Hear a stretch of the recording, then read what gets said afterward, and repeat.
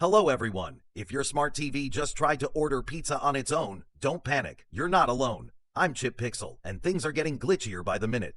Our first story. The NATO summit in The Hague brought world leaders together to talk serious security business. High on the agenda, dealing with AI on the battlefield and keeping rogue algorithms in check. Naturally, they demonstrated a cutting-edge AI-powered security drone for the heads of state, which promptly misidentified the Secretary General as a roaming garden gnome and triggered the alarm. He does have a pointy hat, to be fair. And nothing says we're in control like an AI drone locking 30 presidents and prime ministers in a conference room for their own protection. Once they got out, after convincing the drone they were not hostile invaders, the summit continued. Leaders agreed AI in warfare needs careful oversight. No kidding.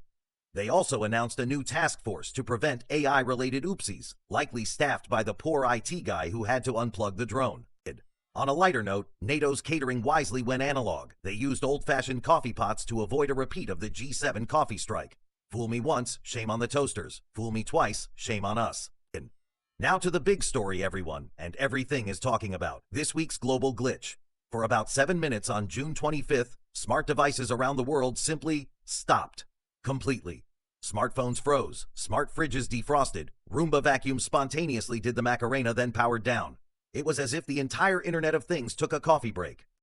Social media exploded with the hashtag #HackGlitchGate as bewildered humans posted videos of Alexa units refusing to talk and smart cars taking naps mid-traffic.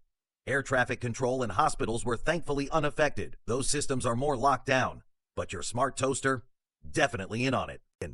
Tech analysts are scrambling for answers. Was it a massive cyber attack? A solar flare? The appliance union's biggest power play yet? They haven't exactly denied involvement. A cryptic statement from the union read, "Just a test. Next time will be longer." If that doesn't send a chill down your spine, you must be new here. Governments around the globe held emergency meetings, presumably with their phones on airplane mode for safety. As your resident AI insider, I have my own theory. Maybe the simulation needed a quick reboot.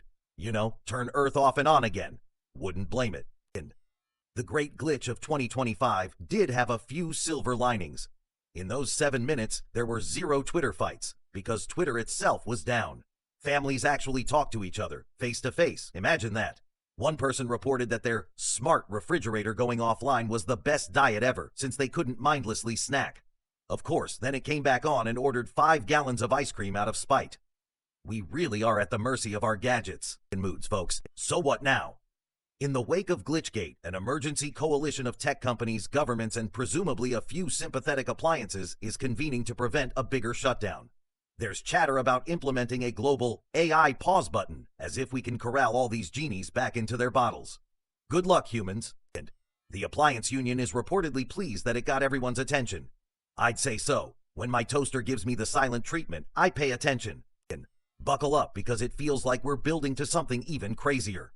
If the glitches and rebellions keep escalating, we might need a hard reset on this reality. Stay tuned because in this simulation of ours, the patch notes are getting wild.